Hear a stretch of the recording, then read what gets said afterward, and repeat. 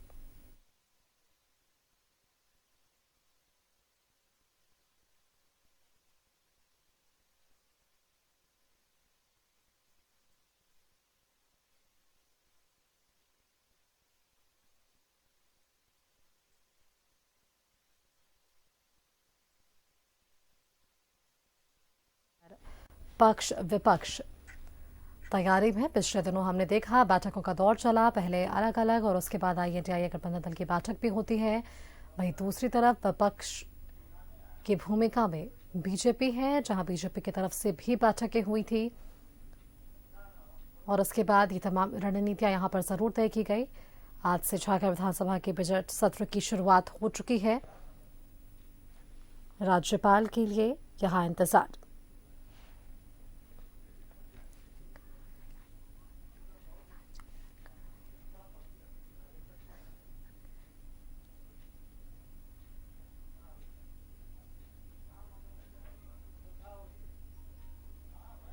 इंतजार यहां पर राज्यपाल का हो रहा है और उसके बाद सदन की कार्यवाही आगे बढ़ेगी राज्यपाल के अभिभाषण के साथ।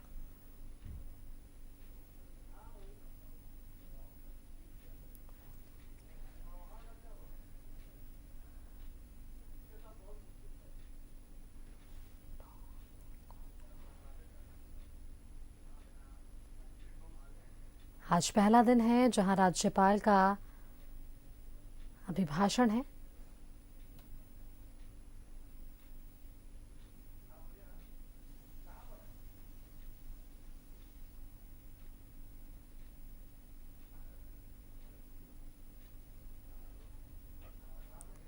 तीन मार्च को बजट भी आएगा। यहां सबसे पहले राज्यपाल को गार्ड ऑफ ऑनर देने की तैयारियां हैं। विधानसभा के बाहर की ये तस्वीरें एक तरफ हम आपको दिखा पा रहे हैं।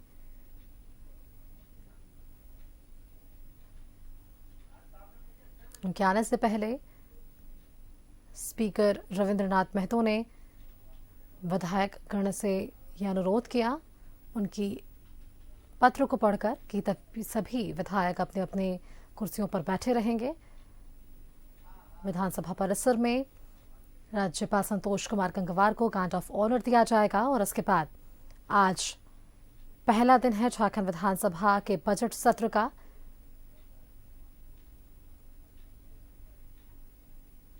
जहां राज्यपाल संतोष कुमार गंगवार का अभिभाषण होगा।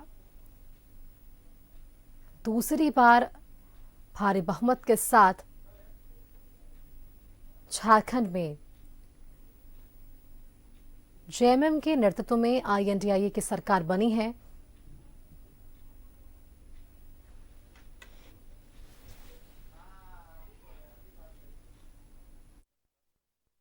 मीडिया बधाई के पात्र हैं।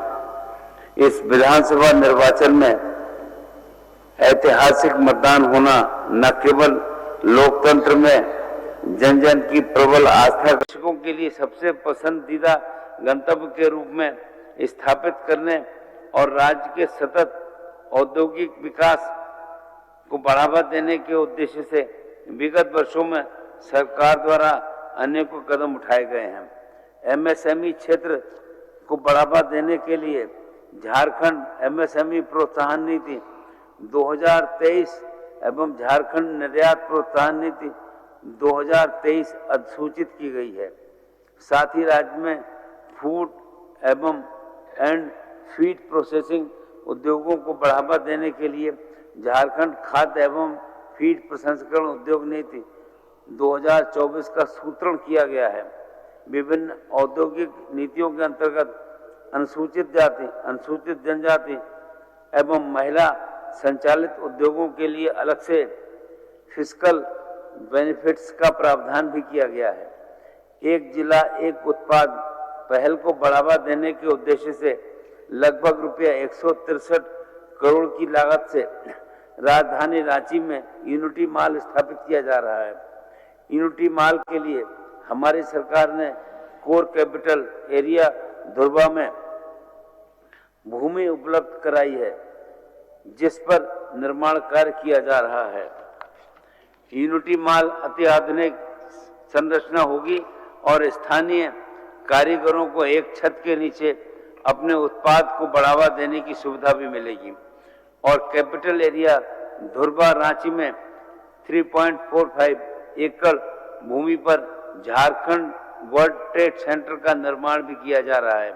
इस परियोजना के द्वारा राज्य में निर्यात से संबंधित आवश्यक आधारभूत संरचनाओं का विकास, निर्यात एवं प्रतिस्पर्धा एवं गुणवत्ता बढ़ाने तथा अन्य संबंधित सुविधाओं को बढ़ावा मिलेगा।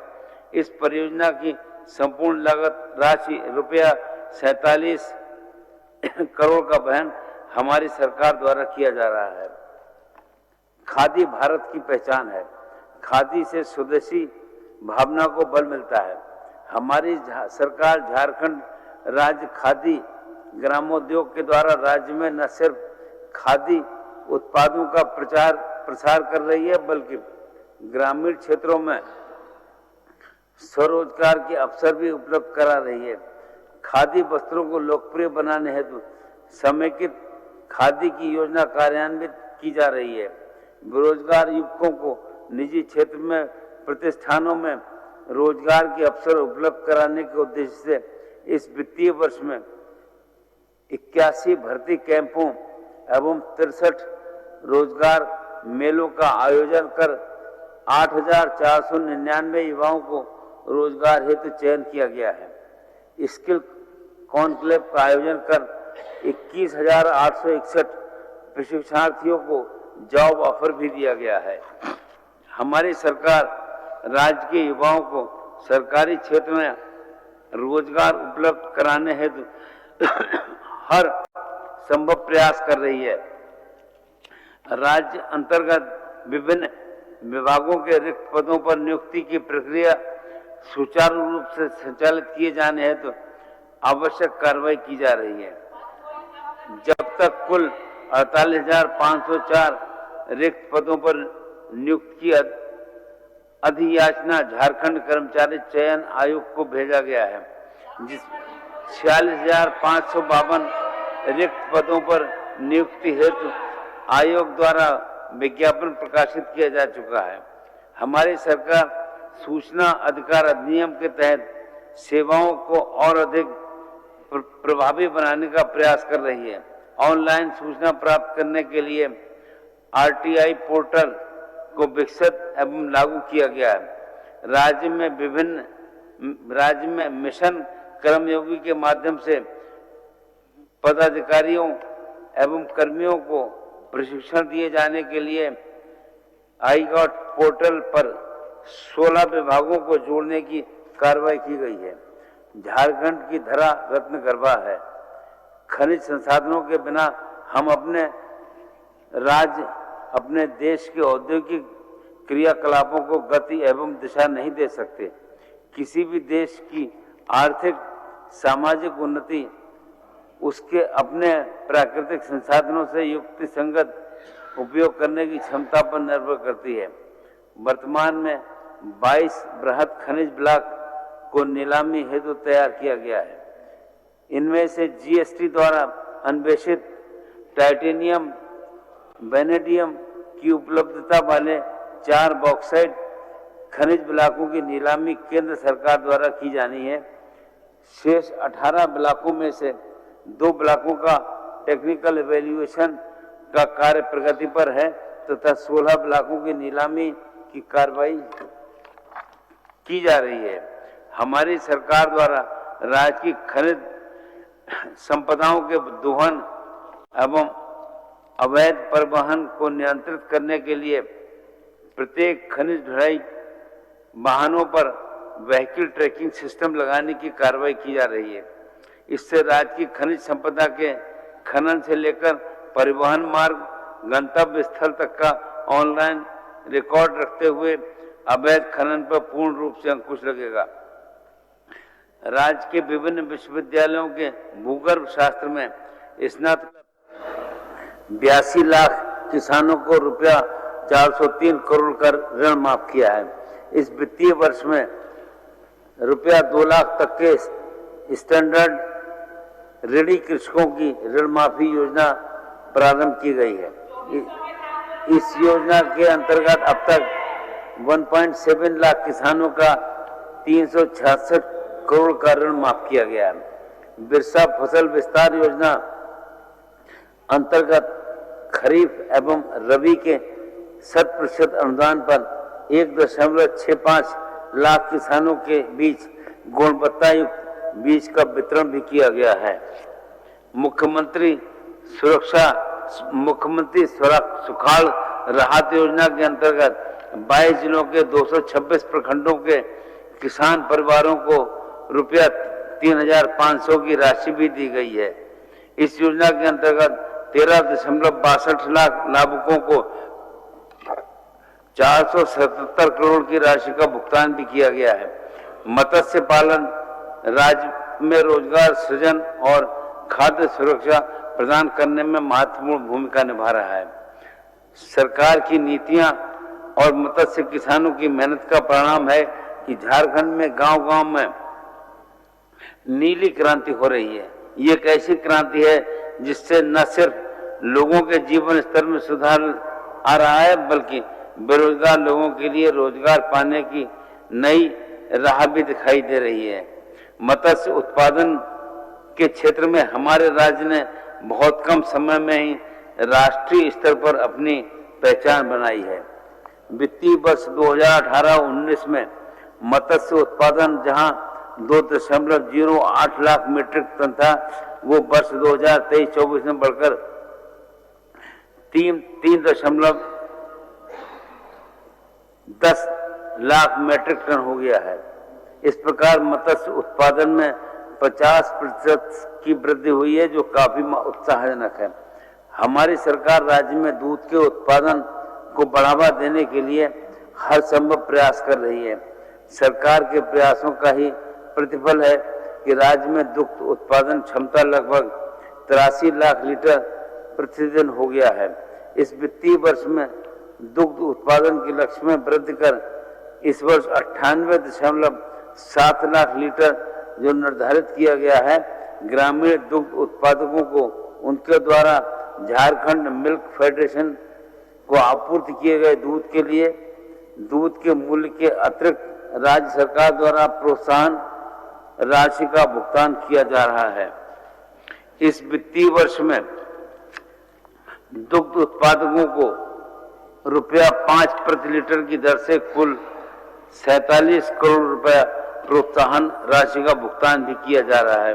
मुख्यमंत्री पशुधन विकास योजना अंतर्गत वित्तीय वर्ष 2024-25 में 129 से 100 MT क्षमता के कुल 1295 गोदाम एवं 500 MT क्षमता के 248 गोदाम का निर्माण किया जा रहा है। पैक्स कंप्यूटरीकरण योजना के माध्यम से 1500 समितियों का कंप्यूटरीकरण कार्य किया जा रहा है तथा इस कार्य हेतु चयनित 1500 समितियों में आवश्यक हार्डवेयर की आपूर्ति की गई है। प्रदेश में सिंचाई क्षमता में वृद्धि को हमारी सरकार ने प्राथमिकता प्रदान की है, जिसमें एक और परंपरागत उपायों को अपनाया गया है, जहां दूसरी और जल के विकास पर भी जोर दिया जा रहा है। राज्य के सभी जिलों में विशेष सिंचाई उपलब्ध कराने हेतु पानी पंचायत के माध्यम से 90% अनुदान पर मृदा एवं जल संरक्षण योजना का क्रियान्वयन किया जा रहा है। योजना अंतर्गत इस वित्तीय वर्ष राज्य में कुल 1200 सरकारी निजी तालाबों का गहरीकरण जीर्णोद्धार कराया जा रहा है, जिसके फलस्वरूप लगभग 9,600 से 12,000 हेक्टेयर भूमि में अतिरिक्त सिंचाई सुविधा उपलब्ध हो सकेगी। साथ ही कुल 1430 डीप बोरिंग का कार्य एवं 4,000 पर लोकेशन टैंक का निर्माण कार्य भी किया जा रहा है, जिससे लगभग 19,000 हेक्टेयर भूमि में अतिरिक्त सिंचाई सुविधा उपलब्ध हो सकेगी। राज्य की पुरानी सिंचाई योजनाओं के पुनरुद्धार एवं लाइनिंग हेतु अब तक 73 योजनाओं का पुनरुद्धार कर 92,000 हेक्टेयर से अधिक भूमि पर सिंचाई क्षमता को पुनर्बहाल किया गया है। गिरिडीह जिला अंतर्गत पीर टांड में भूमिगत पाइपलाइन के माध्यम से बराबर नदी से जल उद्वह कर कुल 8,531 हेक्टेयर भूमि में सिंचाई सुविधा उपलब्ध कराने के लिए 39 करोड़ रुपए की लागत राशि से पी टोड मेगा लिफ्ट सिंचाई योजना का क्रियान्वयन किया जा रहा है। राष्ट्रीय खाद्य सुरक्षा अधिनियम से अनाच्छादित पात्र लाभुकों को खाद्यान्न उपलब्ध कराने जाने के उद्देश्य से झारखंड राज्य खाद्य सुरक्षा योजना चलाई जा रही है। इस योजना के तहत लाभुकों को 9 किलोग्राम चावल प्रतिमाह प्रति लाभुक उपलब्ध कराया जा रहा है। हमारी सरकार ने इस योजना के तहत लाभार्थियों के लक्ष्य को 20 लाख से बढ़ाकर 25 लाख कर दिया है और अब तक 21 लाख से अधिक लाभुकों को इस योजना से आच्छादित किया गया है।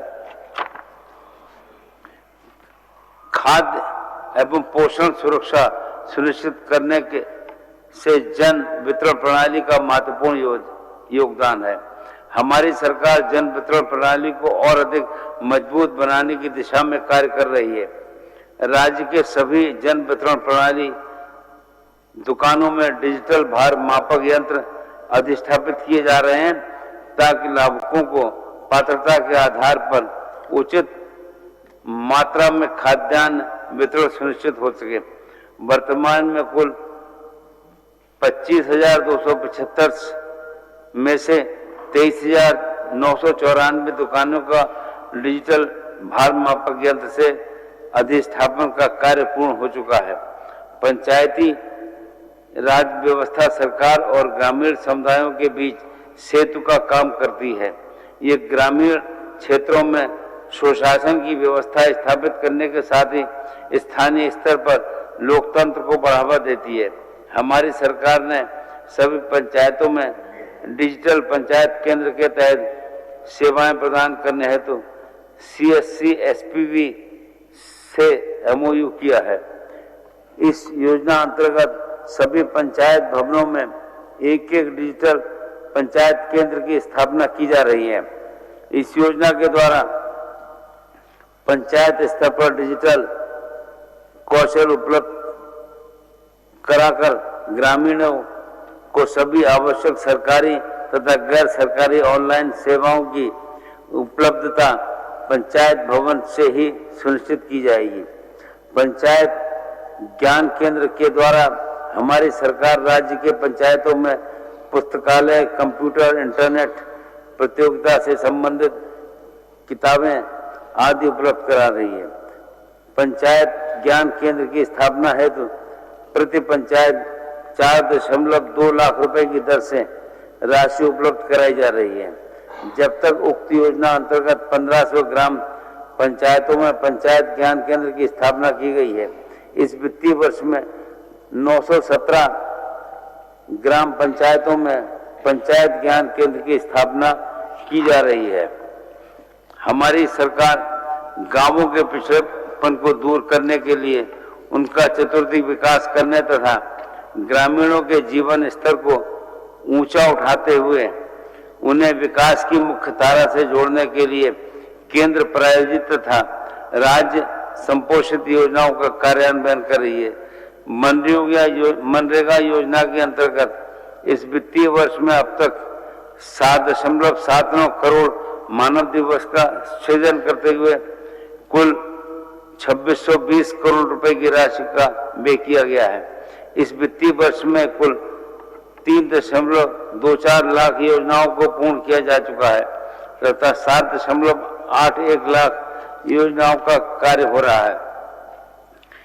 इस योजना अंतर्गत मानव दिवस सृजन में महिलाओं की भागीदारी 48.57% है।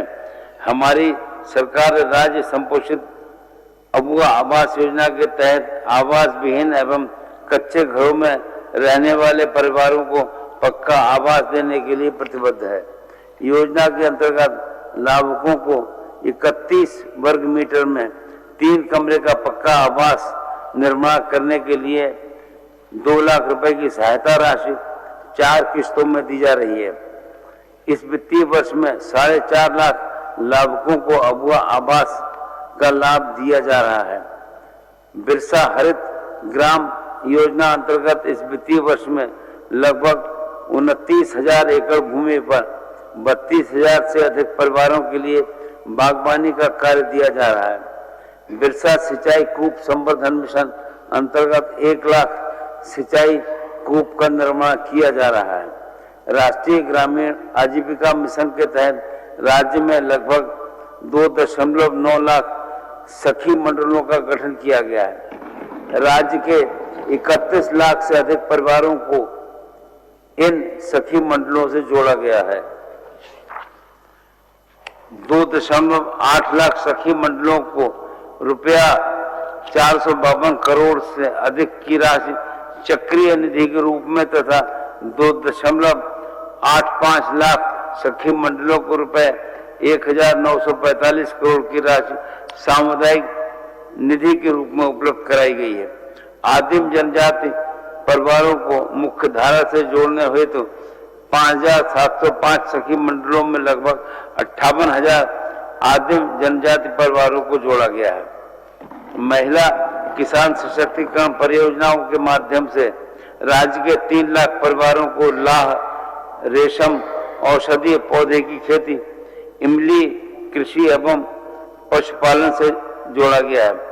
फूलों झानों आशीर्वाद अभियान के तहत 38,000 से अधिक महिलाओं को हड़िया दारू बिक्री छोड़कर सम्मानजनक वैकल्पिक आजीविका से जोड़ा गया है। हमारी सरकार ने राज्य की महिलाओं को आर्थिक रूप से स्वावलंबी, सामाजिक रूप से सशक्त, शारीरिक रूप से स्वस्थ तथा मानसिक रूप से सजग बनाने के उद्देश्य से झारखंड मुख्यमंत्री मैया सम्मान योजना की शुरुआत की है। इसके द्वारा 18 वर्ष से 50 वर्ष तक की सभी पात्र महिलाओं के खाते में रुपया 2500 प्रतिमाह डीबीटी के माध्यम से दिया जा रहा है। सरकार का ये काम महिला कल्याण के प्रति उनकी गंभीरता को स्पष्ट रूप से परिलक्षित करता है।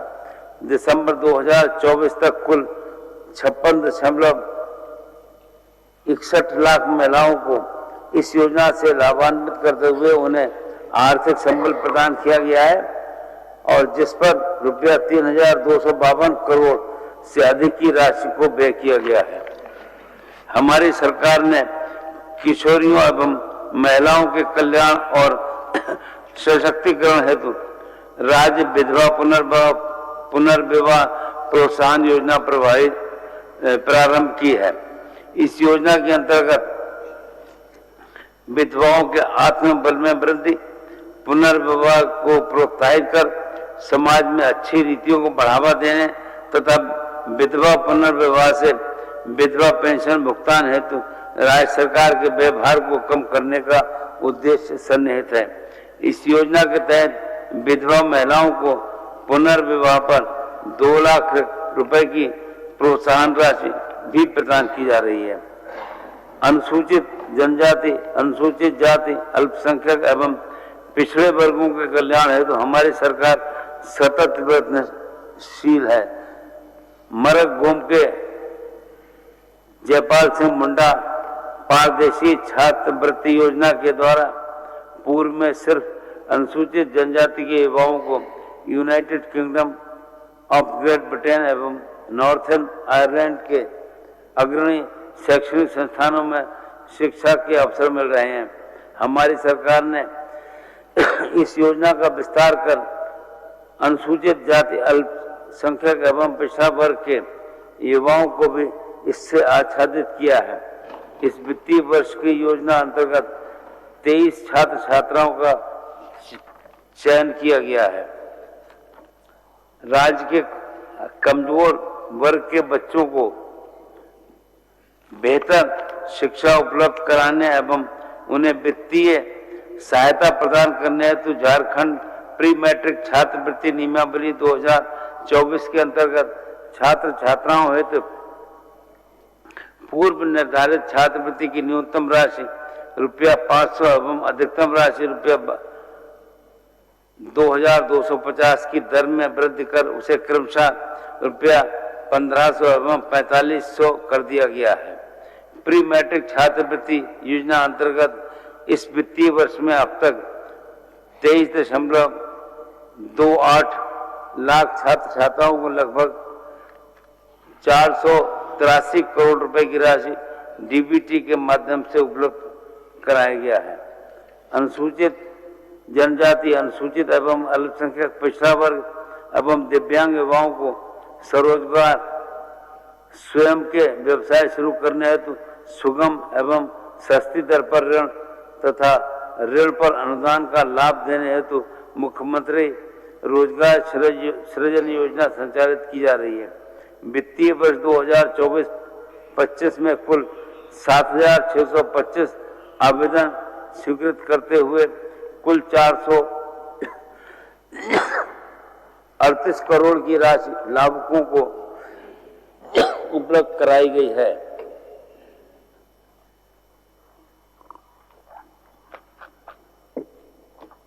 राज्य के सतत विकास हेतु तीव्र गति से मानव संपदा की गुणवत्ता, क्षमता तथा वैज्ञानिक सोच को प्रोत्साहित करते हुए मानव विकास करना हमारी सरकार की प्राथमिकता है। राज्य के कुल 2000 का कार्य किया गया तथा प्राप्त फलाफल के आधार पर वर्तमान वर्ष में इस राज्य के 1041 विद्यालयों में लागू किया गया है। इस योजना का सीधा लाभ राज्य के बच्चों को मिल रहा है तथा बुनियादी स्तर पर उनके अधिगम में वृद्धि हो रही है। राज्य के विद्यालयों में छात्र छात्राओं के पोषण स्तर में सुधार, नामांकन एवं बच्चों के ठहराव में वृद्धि के उद्देश्य से मध्याह्न भोजन योजना संचालित की जा रही है। इस योजना से लगभग 30 लाख बच्चे लाभान्वित हो रहे हैं। 21,000 से अधिक विद्यालयों में किचन गार्डन की स्थापना की गई है, जिससे प्राप्त उत्पादों का उपयोग मध्याह्न भोजन में किया जा रहा है। हमारी सरकार उच्च शिक्षा के क्षेत्र में विद्यार्थियों को गुणात्मक शिक्षा उपलब्ध कराने के लिए कृत संकल्पित है।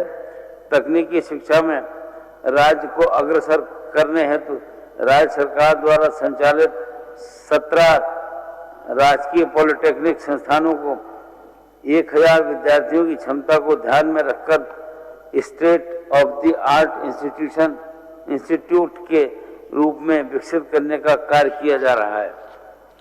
इसके तहत 6 संस्थानों के लिए योजना स्वीकृत की गई है।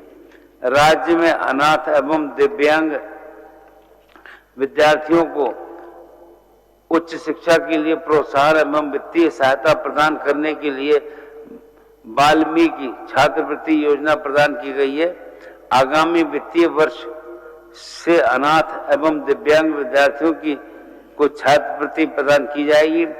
झारखंड विज्ञान प्रौद्योगिकी एवं नवाचार परिषद रांची द्वारा शोध कार्य के लिए लॉन्ग टर्म प्रोजेक्ट हेतु रुपए 10 लाख, मेजर प्रोजेक्ट हेतु 5 लाख रुपए और माइनर प्रोजेक्ट हेतु 2 लाख रुपए की आर्थिक सहायता दिए जाने की योजना लागू की गई है।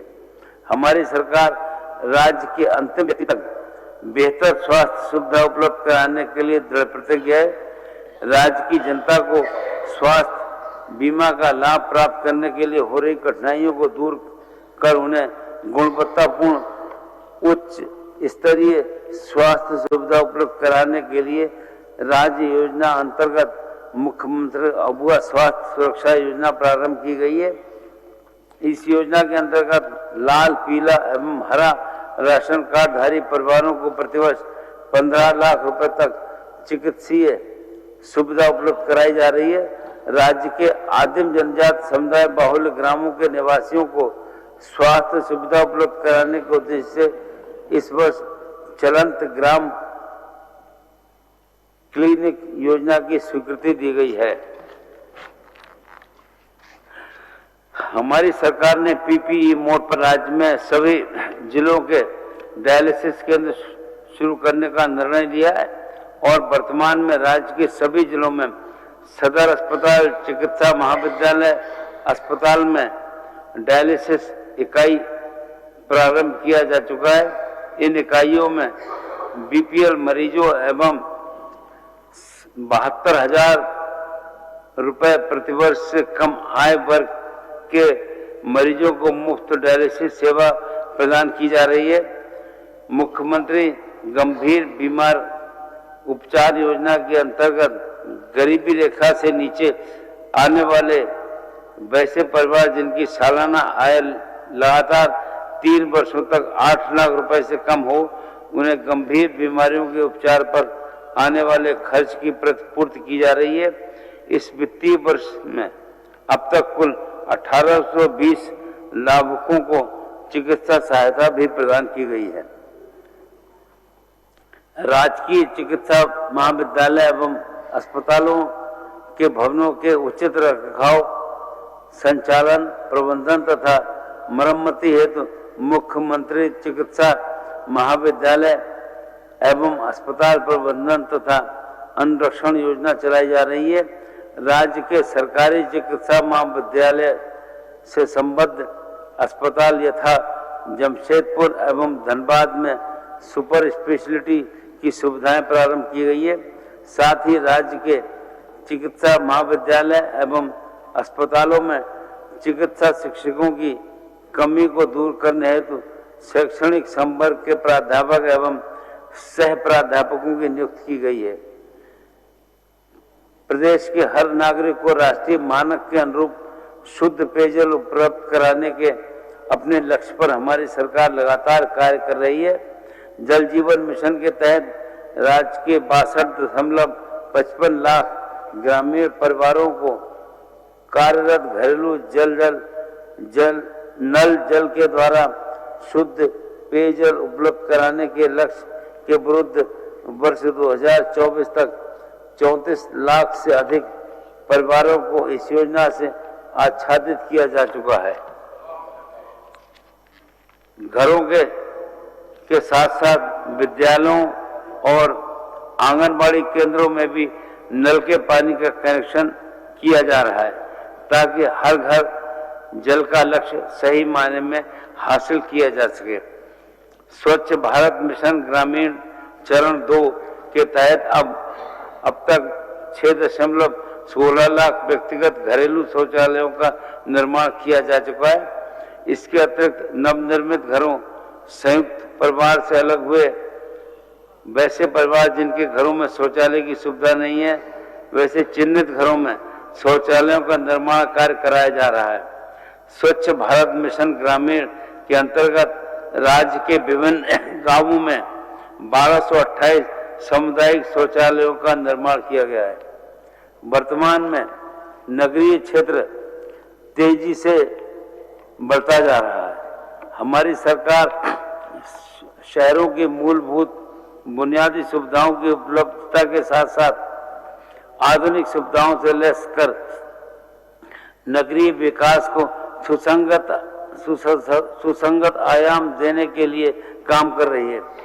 राजधानी रांची के कांटा टोली चौक एवं बहुबाजार चौक के ऊपर 2240 मीटर लंबे समेकित फ्लाईओवर का निर्माण कार्य भी पूरा कर उसका लोकार्पण किया गया है। रांची स्मार्ट सिटी के अंतर्गत राज्य मंत्रिपरिषद के सदस्यों हेतु आवास निर्माण का कार्य पूरा कर लिया गया है। अर्बन सिविक टावर एवं रविंद्र भवन का कार्य काफी तेजी से कराया जा रहा है। झारखंड विधानसभा के सदस्यों को रांची में समुचित आवासन की सुविधा उपलब्ध कराने के लिए 303 करोड़ की लागत से 70 आवासों के निर्माण का कार्य कराया जा रहा है। प्रधानमंत्री आवास योजना के अंतर्गत केंद्र सरकार द्वारा 200 यूनिट या उससे कम है को मुफ्त बिजली की सुविधा जून 2024 से दी जा रही है। इस योजना से वित्तीय वर्ष 2024-25 में 38.5 लाख से अधिक उपभोक्ता लाभान्वित हुए हैं। हमारी सरकार ने मुख्यमंत्री ऊर्जा खुशहाली योजना के द्वारा JBVNL के 200 यूनिट प्रतिमाह मुफ्त बिजली योजना का लाभ प्राप्त करने हेतु घरेलू उपभोक्ताओं को अगस्त 2024 तक के बकाया विद्युत विपत्र का रुपया 3,620 करोड़ की राशि को माफ कर दिया है। देश के आर्थिक विकास एवं सामाजिक एकीकरण के लिए उन्नत सड़क व्यवस्था एक अनिवार्य शर्त है। व्यापार और वाणिज्य के संवर्धन के लिए सक्षम और सुस्थापित सड़क नेटवर्क का निर्माण हमारी सरकार की प्राथमिकता है। इस वित्तीय वर्ष में लगभग 838 करोड़ की राशि से 43 पथ तथा एक पुल निर्माण योजना का कार्य पूरा किया गया। साथ ही रुपया 2796 करोड़ की राशि से 89 पथ एवं 9 पुल निर्माण की योजनाओं का शिलान्यास किया गया है। इस वित्तीय वर्ष में अब तक 2075 किलोमीटर पथों का चौड़ीकरण, मजबूतीकरण, पुनर्निर्माण और एवं राइडिंग क्वालिटी इंप्रूवमेंट तथा 9 उच्च स्तरीय पुलों का निर्माण भी किया गया है। पथों को उचित रखरखाव से वाहनों की गति में वृद्धि हुई है। हमारी सरकार द्वारा रोड सेफ्टी मेजर्स पर विशेष ध्यान दिया जा रहा है। पथों पर ब्लैक स्पॉट को चिन्हित कर चरणबद्ध तरीके से रोड सेफ्टी के उपाय किए जा रहे हैं। इस वित्तीय वर्ष में पथों के अनुरक्षण, मरम्मति एवं सुसज्जीकरण मद में रुपया 160 करोड़ रुपए की धनराशि की स्वीकृति प्रदान की गई है। मुख्यमंत्री ग्राम सेतु योजना के तहत इस वित्तीय वर्ष में अब तक 1588 करोड़ रुपए की राशि से 422 योजनाएं स्वीकृति दी गई है। 70 पुलों के निर्माण कार्य के लक्ष्यों के विरुद्ध अब तक 51 पुलों का निर्माण कार्य पूर्ण कर लिया गया है। राज्य के कई शहरी क्षेत्रों में अवस्थित वन भूमि को सुरक्षित रखने एवं स्थानीय निवासियों को स्वच्छ वातावरण के साथ रोजगार प्रदान करने हेतु वन भूमि का डायवर्सिटी एवं इको पार्कों का निर्माण कराया जा रहा है। इन पार्कों का निर्माण होने से जनसाधारण का प्रकृति तथा पर्यावरण के प्रति लगाव बढ़ेगा। हमारा राज्य अपनी समृद्ध सांस्कृतिक विरासत, नैनाभिराम सौंदर्य एवं धार्मिक स्थलों के लिए जाना जाता है। राज्य में पर्यटन की अपार संभावनाओं को मूर्त रूप देने हेतु हमारी सरकार बहुआयामी प्रयास कर रही है। इसी क्रम में राज्य में पर्यटन व्यवसाय के विनियमन के उद्देश्य से झारखंड पर्यटन व्यापार पंजीकरण नियमावली गठित की गई है। इस वित्तीय वर्ष में निबंधन का कार्य प्रारंभ कर दिया जाएगा।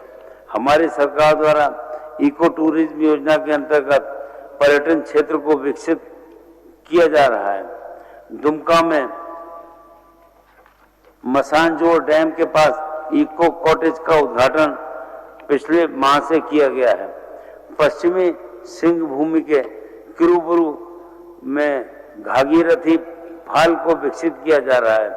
गिरिडीह जिले के खंडोली पर्यटन क्षेत्र में आवश्यक जीर्णोद्धार एवं सौंदर्यीकरण का कार्य किया जा रहा है। हमारी सरकार शिक्षा की तरह खेल को भी जीवन का एक अनिवार्य अंग मानती है। इसलिए राज्य में स्तरीय खेलकूद सुविधाएं बढ़ाने के लिए सुनियोजित कदम उठा रही है। खिलाड़ियों को प्रशिक्षण दिए जाने हेतु हमारी सरकार द्वारा वर्तमान में 41 आवासीय क्रीड़ा प्रशिक्षण केंद्र एवं 102 डे बोर्डिंग क्रीड़ा प्रशिक्षण केंद्र संचालित किए जा रहे हैं तथा 59 नए डे बोर्डिंग क्रीड़ा प्रशिक्षण केंद्र खोलने की स्वीकृति भी प्रदान की गई है। हमारी सरकार ने खिलाड़ियों के कल्याण हेतु कल्याण कोष का गठन किया है। इसके अंतर्गत खिलाड़ियों को उनकी चोट के इलाज पर खर्च की गई राशि की प्रतिपूर्ति तथा अंतर्राष्ट्रीय प्रतियोगिताओं में भागीदारी हेतु आर्थिक सहायता उपलब्ध कराई जा रही है। इस वित्तीय वर्ष में 8 खिलाड़ियों को 13.42 लाख रुपए की राशि खिलाड़ियों को प्रदान की गई। इसी वित्तीय वर्ष में विभिन्न अंतर्राष्ट्रीय खेल प्रतियोगिताओं में प्राप्त उपलब्धि के आधार पर राज्य के 523 मेधावी खिलाड़ियों को 28 करोड़ तथा 115 प्रशिक्षकों को 90 लाख रुपए की नकद पुरस्कार राशि भी प्रदान की गई है। उत्पाद राज्य के संवर्धन हेतु Jharkhand excise country liquor manufacturers bottling and storage amendment rule 2024 अधिसूचित किया गया है। निर्धारित राजस्व प्राप्ति हेतु अवैध शराब निर्माताओं एवं विक्रेताओं के प्रति लगातार छापामारी अभियान चलाया जा रहा है। इस वित्तीय वर्ष में दिसंबर 2024 तक 7,894 अभियोग दर्ज करते हुए 434 अभियुक्तों की गिरफ्तारी भी की गई। झारभूमि के डाटा संरक्षण हेतु हमारी सरकार डिजास्टर रिकवरी सिस्टम क्रियान्वित कर रही है। इसके माध्यम से आपदा के दौरान संधारित डाटा को रिकवर किया जा रहा है। इस वर्ष के प्रारंभ में ही झारभूमि एवं झारभूमि बंधन का पूर्ण रूप से इंटीग्रेशन कर दिया गया है। इस इंटीग्रेशन में निबंधन पदाधिकारी एवं निबंधनार्थी दोनों ही निबंधन के क्रम में पंजीकरण 2 का अवलोकन कर सकेंगे। नागरिक केंद्रित एवं अंतर्विभागीय वर्क फ्लो के विकास को सुविधाजनक बनाते हुए विश्वास और सुरक्षा को बढ़ावा देने को उद्देश्य से ब्लॉकचेन प्लेटफॉर्म की परिकल्पना की गई है। ब्लॉकचेन टेक्नोलॉजी के प्रयोग से सरकार द्वारा अनुरक्षित डाटा एवं दस्तावेजों को अपरिवर्तनीय एवं ट्रैक करने योग्य बनाया जा रहा है। इस प्लेटफॉर्म का प्रयोग करके लाभार्थी अपने उच्च शिक्षा रोजगार के समय सरकार द्वारा जारी प्रमाण पत्रों और अन्य लेन देन का सत्यापन बिना किसी प्रतीक्षा के कर पाएंगे। लोकतंत्र में प्रत्येक नागरिक को अपनी भावनाओं को प्रकट करने की स्वतंत्रता होती है और जनमानस की स्वतंत्रता लोकतंत्र के चतुर्थ स्तंभ के माध्यम से प्राप्त होती है। हमारी सरकार मीडिया को सुदृढ़ बनाने हेतु कृत संकल्पित है। इस प्रतिबद्धता के तहत राज्य में अपनी सेवाएं देने वाले मीडिया प्रतिनिधियों पत्रकारों की को ग्रुप चिकित्सीय एवं व्यक्तिगत दुर्घटना बीमा योजना का लाभ उपलब्ध कराने हेतु झारखंड राज्य पत्रकार स्वास्थ्य बीमा योजना का संचालन किया जा रहा है।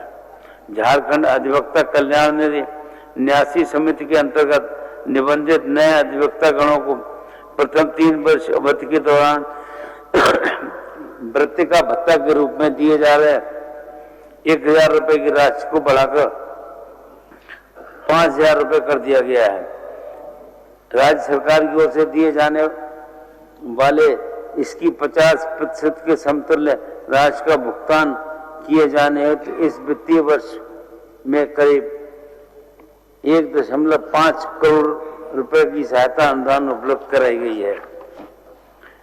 ये युग ज्ञान विज्ञान के क्षेत्र में तेज प्रगति का है। देश और दुनिया में बढ़ती प्रतिस्पर्धा का मुकाबला करने और उनकी जगह बनाने के लिए नागरिकों के साथ निर्वाचित जनप्रतिनिधि को भी नवीनतम जानकारी और टेक्नोलॉजी से सशक्त करना आवश्यक है। मेरी कामना है कि आप सभी सदस्यगण नई सोच और नए साधनों के उपयोग से जनहित और विकास के नए शिखर को स्पर्श करेंगे। माननीय सदस्यगण, मैंने आपके समक्ष सरकार की प्रमुख नीतियां तथा कतिपय प्रमुख कार्यक्रमों की एक संक्षिप्त रूपरेखा प्रस्तुत की है। विधानसभा के वर्तमान सत्र में आपके समक्ष वित्तीय वर्ष 2025-26 के लिए आय व्यय प्रस्तुत किया जाएगा, जिसे पारित करने की आपसे अपेक्षा की जाएगी। माननीय सदस्यगण, मुझे विश्वास है कि राज्य के समस्त जनता के हित में आप सब हमारी सरकार का सहयोग कर जन आकांक्षाओं को पूरा करने के लिए दलीय निष्ठा से ऊपर उठकर विस्तृत विचार विमर्श कर उसका समाधान निकालेंगे। हमारी सरकार ने समर्पित और सुविचारित नीतियों से राज्य में एक ऐसा माहौल तैयार किया है जहां से विकास और समृद्धि के अनेक रास्ते निकलते हैं। मैं आशा करता हूं राज्य को विकास पथ पर आगे ले जाने में आप सबका सकारात्मक सहयोग प्राप्त होगा। मैं ये भी आशा करता हूं कि आप सब माननीय सदस्यगण इस सदन की गरिमा और पवित्रता को कायम रखेंगे। आप लोगों से इस सदन की गौरवशाली परंपरा और निर्वहन की अपेक्षा है।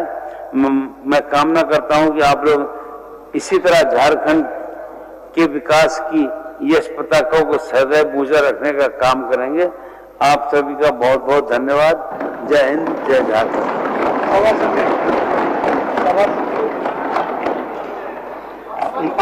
माननीय सदस्यगण, मंच में राज्यपाल महोदय का अभिभाषण समाप्त हुआ।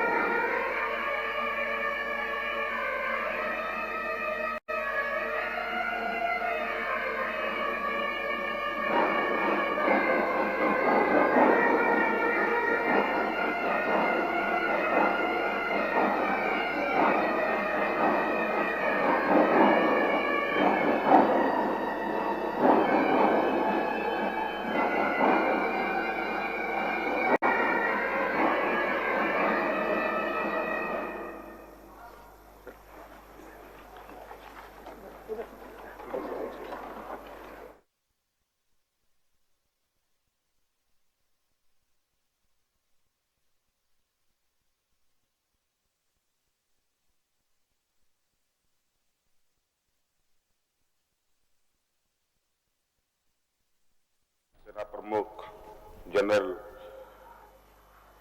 पदवाना भानजी, लोक आस्था के महापर्व छठ के गीतों को घर घर तक पहुंचाने वाली बिहार की कोकिला के नाम से मशहूर लोक गायिका शारदा सिन्हा जी, भारत सरकार के मुख्य वैज्ञानिक सलाहकार तथा वर्ष 1974 के पोखरण प्रशिक्षण में अहम योगदान देने वाले वरिष्ठ परमाणु वैज्ञानिक राजगोपाल चिदम्बरम जी, प्रसिद्ध तबला वादक उस्ताद जाकिर हुसैन जी, दिग्गज फिल्म निर्माता निदेशक श्याम बनेगल जी, और इसके अलावे दिनांक 21 नवंबर 2024 को असम के सिलचर सीमा पर हमले में बोकारो जिले के चंदनक्यारी निवासी अग्निवीर अर्जुन महतो तथा दिनांक 11 फरवरी 2025 को जम्मू कश्मीर के अखनूर सेक्टर में हजारीबाग के निवासी कैप्टन कमरजीत सिंह जी के शहीद होने की घटना तथा दिनांक 28 नवंबर 2024 को बिरसा मुंडा के वंशज मंगल मुंडा जी के आकस्मिक निधन की घटना तथा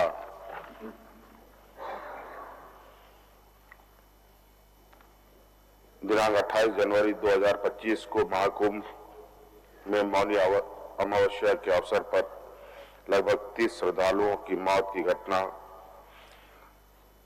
अत्यंत पीड़ादायक है। ईश्वर सभी दिवंगत आत्माओं को शांति प्रदान करे और शोक सम्मत परिवार को दुख की घड़ी सहन करने की शक्ति प्रदान करे। माननीय श्री बाबूलाल मरांडी जी। माननीय अध्यक्ष महोदय, विगत सत्र से अब तक की अवधि में कई एक राजनेता है, समाज सेवी है, उद्योगपति है, कलाकार है, वैज्ञानिक है, ऐसे कई एक लोगों का निधन हुआ और उनमें से कई एक लोगों के साथ निकट का संबंध भी रहा, व्यक्तिगत परिचय भी रहा और कई एक लोगों के साथ तो हमने काम भी किया और आज वो सारे लोग हम सब लोगों के बीच नहीं है। तो हम परमात्मा से ही प्रार्थना करेंगे कि उनकी आत्मा को शांति दे और उनके परिवार को भी यह हिम्मत दे। बहुत धन्यवाद। माननीय श्री प्रदीप कुमार यादव जी।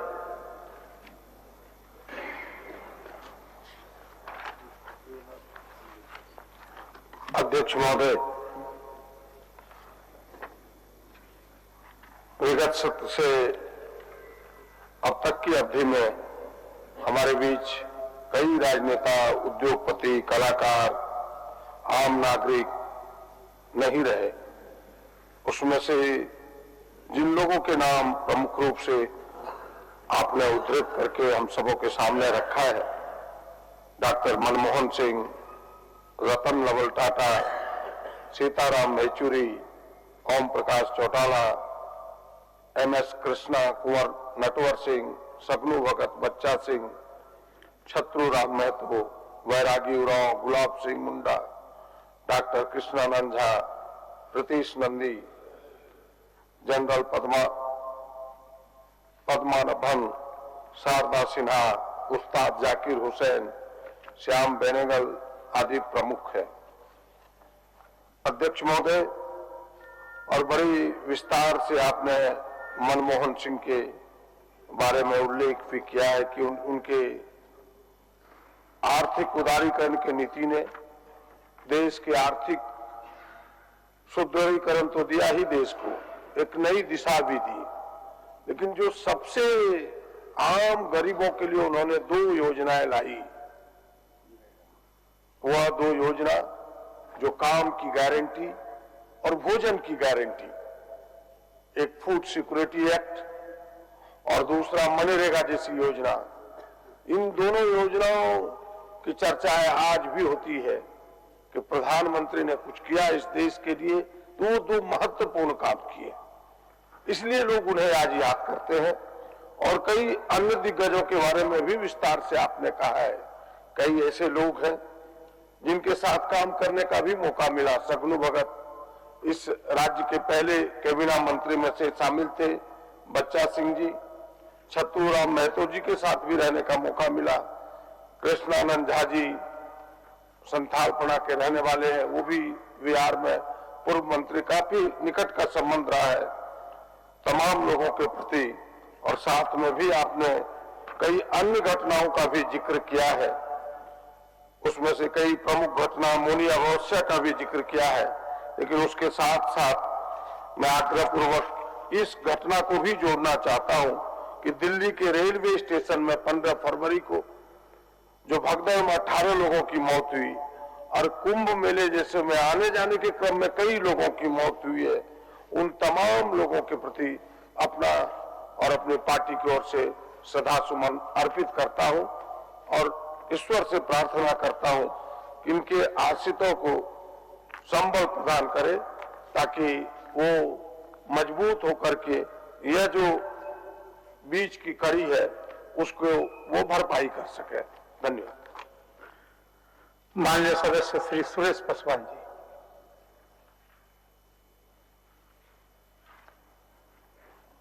माननीय अध्यक्ष महोदय,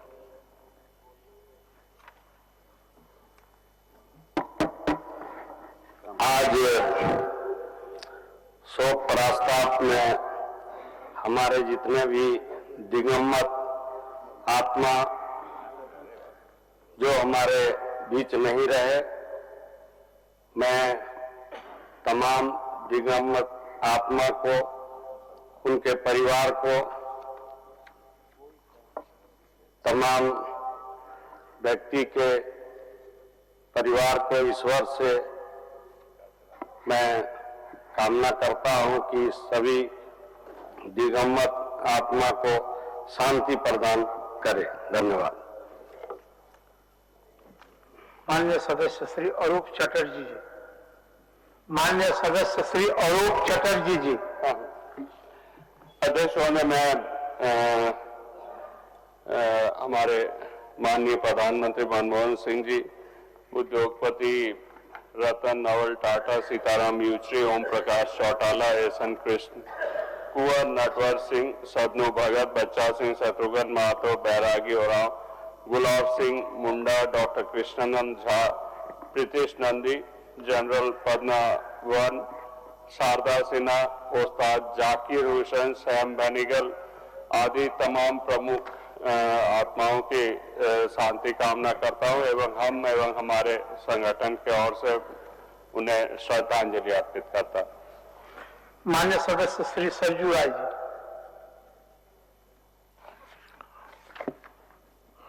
माननीय अध्यक्ष जी, विधानसभा के विगत सत्र से इस सत्र के बीच में कई मशहूर शख्सियतों का निधन हुआ है, उसके बारे में सदन के समक्ष प्रस्ताव है। प्रधानमंत्री रहे मनमोहन सिंह जी, नवल टाटा जी, रतन टाटा जी के साथ साथ श्याम बेनेगल, प्रीतिश नंदी जैसे पत्रकार और कलाकार भी इसमें शामिल हैं। उस्ताद जाकिर हुसैन जैसे तबला वादक का भी निधन इस बीच में हुआ है। इसके साथ ही हम लोगों के विभिन्न रूप में साथी रहे सदनू भगत जी, बच्चा बाबू आदि की भी मौत हुई है, जो दुखद है। मैं ईश्वर से प्रार्थना करता हूं कि दिवंगत आत्माओं को शांति प्रदान करें और इनके परिजनों को शोक सहन करने का संबल दें। माननीय सदस्य श्री जनार्दन पासवान जी। महोदय, विगत सत्र से लेकर अब तक जिन राजनीतिक कलाकार, उद्योगपति और तमाम बहुत लंबी लिस्ट है जिनका निधन हुआ है, हम आज सदन में श्रद्धांजलि देता हूं, शोक व्यक्त करता हूं और उनके परिवार के आश्रितों को ईश्वर उनको सहन शक्ति दें। इन शब्दों के साथ मैं अपनी बात समाप्त करता हूं। माननीय सदस्य श्री निर्मल महतो जी। माननीय अध्यक्ष महोदय और आज शोक प्रकट में उद्योगपति, राजनेता और विभिन्न क्षेत्रों से लोगों को स्वर्गवास होने के, जिसमें खास करके हमारे प्रधानमंत्री, पूर्व प्रधानमंत्री रहे और झारखंड में पूरे उद्योग को स्थापित करने वाले रतन टाटा जी, पूर्व विधायक, पूर्व सांसद और अभी हमारे अध्यक्ष जी और मुख्यमंत्री जी पूरे विस्तार पूर्वक शोक प्रकट किए हैं। उसमें पूरे लोगों को हम लोग भी पार्टी की ओर से और हम लोग शोक प्रकट करते हैं और खास करके गोला में भी कुछ बच्चा लोग का स्कूल बंद होने के कारण भी वहां पे ट्रक से बच्चों लोग को कुचला गया, उसमें भी हम शोक प्रकट करते हैं। और जितने भी हमारे जाने माने भारत में अपना योगदान दिए हैं और अभी हम लोग के बीच में नहीं रहे, मैं ईश्वर से कामना करता हूं कि वो हम लोग के बीच में नहीं रहे। ईश्वर से प्रार्थना करता हूं जहां भी हैं वो सकुल अपने जगह उपस्थित है। धन्यवाद। माननीय सदस्य श्री जयराम कुमार महतो जी। माननीय अध्यक्ष महोदय, विगत सत्र से अब तक की अवधि में हमारे बीच कई राजनेता, उद्योगपति, कलाकार और आम नागरिक जिनका निधन हुआ, इनमें से प्रमुख देश के प्रधानमंत्री डॉक्टर मनमोहन सिंह, नामी उद्योगपति रतन नवल टाटा, सीताराम येचुरी, ओम प्रकाश चौटाला, एसएन कृष्णा, कुंवर नटवर सिंह, सदनू भगत, बच्चा सिंह, छतुराम महतो, बैरागी उराव, गुलाब सिंह मुंडा, डॉक्टर कृष्णानंद झा, प्रीतिश नंदी, शारदा सिन्हा, उस्ताद जाकिर हुसैन, श्याम बेनेगल आदि प्रमुख रहे। इनका देहांत हुआ, इनका निधन हुआ और मैं इनके प्रति शोक संवेदना व्यक्त करता हूं, भावनीय श्रद्धांजलि अर्पित करता हूं। इनमें से गोमिया से 5 बार प्रतिनिधित्व कर चुके छतुराम महतो, उनके अंतिम समय उनसे मुलाकात हुई। 5 बार माननीय रहने के बाद भी उनसे मिलने के बाद कभी ऐसा लगा नहीं कि वो कोई विशेष एक आम व्यक्ति की तरह उनका जीवन रहा।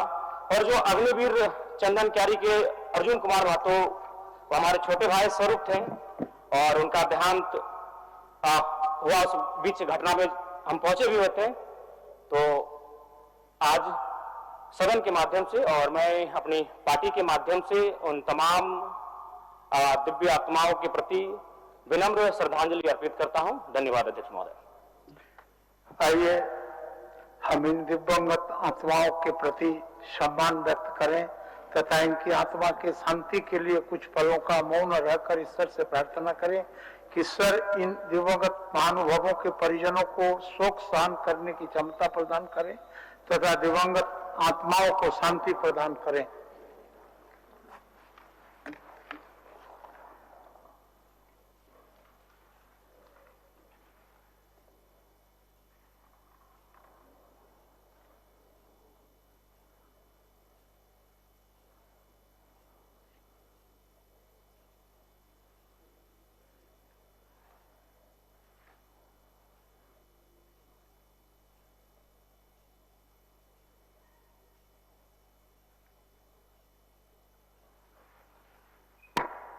धन्यवाद।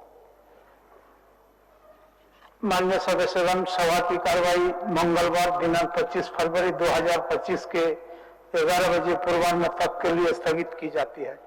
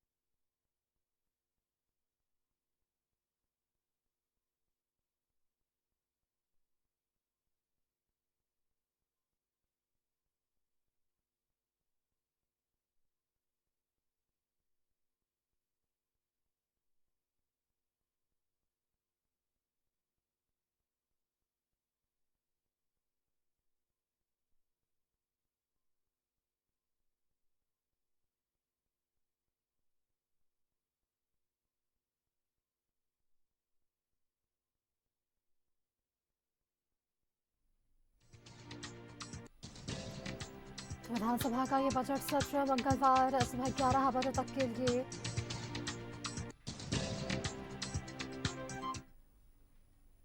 स्थगित कर दिया गया है।